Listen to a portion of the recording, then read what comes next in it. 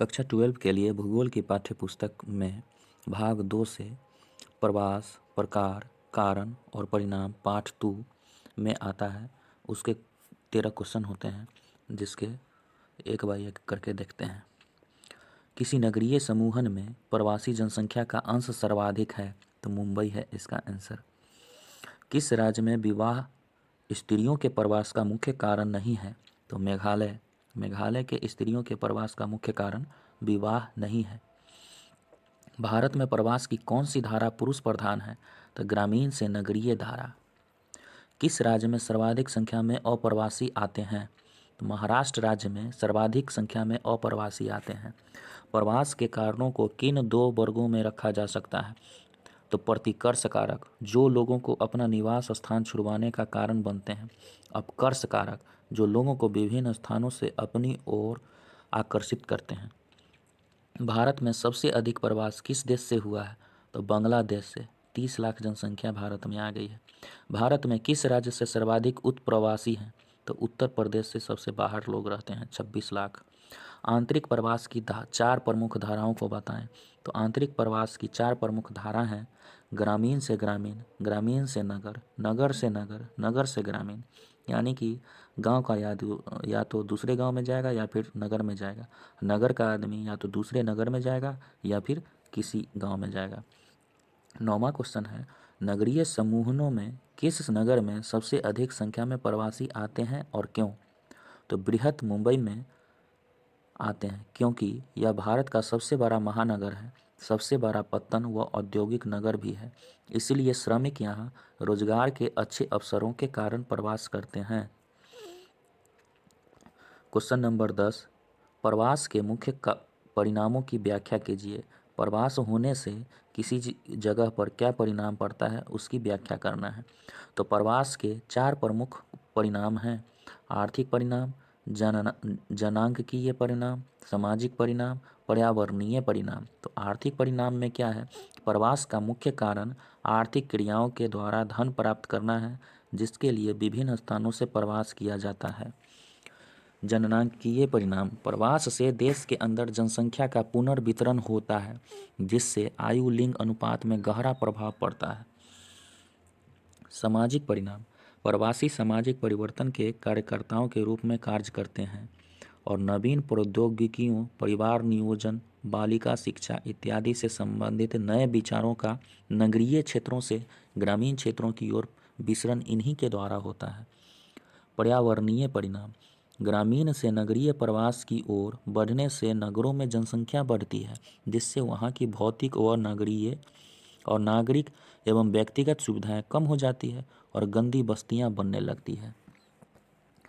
11 number question, प्रवास के नकारात्मक सामाजिक परिणाम क्या है, यानी कि प्रवास से जो सामाजिक परिणाम नकारात्मक होते हैं उनकी व्याख्या करें। तो उत्तर है, प्रवास संस्कृति के विकास में सकारात्मक योगदान देने के साथ साथ नकारात्मक परिणाम भी देता है। जैसे व्यक्तियों में खिन्नता व सामाजिक निर्वात की भावना बढ़ती है। उसे लगता है कि समाज से वो अलग है, इसलिए वो अकेले रहने लगता है। खिन्नता की भावना लोगों में अपराध व अवसर दुरुपयोग व मदिरापान जैसी असामाजिक क्रियाओं को बढ़ावा देती है। इससे सामाजिक अपराध बढ़ जाते हैं। क्वेश्चन नंबर 12 है, प्रवास क्या है। प्रवास को प्रभावित करने वाले कारकों के 2 समूह कौन से हैं, उनकी व्याख्या कीजिए। भारत में प्रवास के किन्हीं 4 आर्थिक परिणामों का वर्णन कीजिए। प्रवास, एक स्थान से दूसरे स्थान पर जनसंख्या का स्थानांतरण प्रवास कहलाता है। प्रवास को प्रभावित करने वाले कारकों के 2 समूह हैं, प्रतिकर्ष कारक, अपकर्ष कारक। तो प्रतिकर्ष कारक है ग्रामीण क्षेत्रों में बेरोजगारी, रहन सहन की निम्न दशाएं, राजनीतिक उपद्रव, प्रतिकूल जलवायु, प्राकृतिक विपदाएं, महामारियां आदि के कारण लोग गांव से नगरों की ओर प्रवास करते हैं। जैसे कि बिहार में बाढ़ आता है, राजनीतिक उपद्रव, बहुत प्रतिकूल जलवायु होता है, कहीं पे बाढ़ कहीं पे सूखा, जिसके कारण लोग बेरोजगारी से त्रस्त होकर के दूसरे नगरों में चले जाते हैं। तो ये प्रतिकर्ष कारक हो गया। अपकर्ष कारक क्या है, नगरों में काम के बेहतर अवसर, रहन सहन की अच्छी दशाएं, शांति व स्थायित्व, जीवन और संपत्ति की सुरक्षा अनुकूल जलवायु, शिक्षा और मनोरंजन के साधनों कारण लोग नगरों की ओर आकर्षित होता है। तो ये नगर आकर्षण का केंद्र है और ये आकर्षित करता है ग्रामीणों को वहाँ की अच्छी दशा, शांति प्रिय और अस्थायित्व जीवन के लिए। जहाँ पे अच्छी शिक्षा मिलती है तो लोग उसकी तरह आकर्षित होते हैं। और ग्रामीण क्षेत्रों में जो है प्रतिकूल जलवायु, राजनीतिक उपद्रव के कारण ये किसी भी ग्रामीण को उकसाता है यहाँ से भागने के लिए शहर की ओर। और शहर का आकर्षण और ग्रामीण का गांव का प्रतिकर्षण, ये दो प्रवास के दो प्रमुख कारक हैं। भारत में प्रवास के 4 आर्थिक परिणाम क्या हैं कि प्रवास से 4 आर्थिक परिणाम। पंजाब, केरल और तमिलनाडु अपने अंतर्राष्ट्रीय प्रवासियों से महत्वपूर्ण विदेशी मुद्रा प्राप्त करता है। यानी पंजाब, केरल और तमिलनाडु के लोग दूसरे देशों में रहते हैं और दूसरों देशों से विदेशी मुद्रा कमा करके अपने देश में लाते हैं। तो पंजाब, केरल और तमिलनाडु के लोग विदेशी मुद्रा प्राप्त करते हैं। पूर्वी उत्तर प्रदेश, बिहार, मध्य प्रदेश और उड़ीसा के ग्रामीण क्षेत्रों से पंजाब, हरियाणा और पश्चिम उत्तर प्रदेश के ग्रामीण क्षेत्रों में लोग जाकर के वहाँ हरित क्रांति को सफल बना रहे हैं। इसका मतलब हुआ कि पूर्वी उत्तर प्रदेश, बिहार, मध्य प्रदेश और उड़ीसा के जो गांव के गरीब हैं, जो मजदूर वर्ग हैं, वो पंजाब, हरियाणा और पश्चिम उत्तर प्रदेश के गांवों में जाकर के खेतों में काम करते हैं और वहाँ पे अच्छी तरह से कृषि में हरित क्रांति को सफल बना रहे हैं। भारत के महानगरों में अनियंत्रित प्रवास ने महानगरों को गंदी बस्तियों में बदल दिया है। तीसरा कारण जो है ये निगेटिव परिणाम हो गया कि प्रवास से भारत के महानगरों में भीड़ भाड़ हो जाने से वहाँ के लोकल लोगों के आवश्यकताओं की पूर्ति नहीं हो पाती है और वहाँ पे ये लोग गंदी बस्तियों में बस जाते हैं। प्रवास से भारत के महानगरों में बड़ी बड़ी भीड़ हो गई है, जिससे महानगरों में मौलिक सुविधाओं की भारी कमी हो गई है।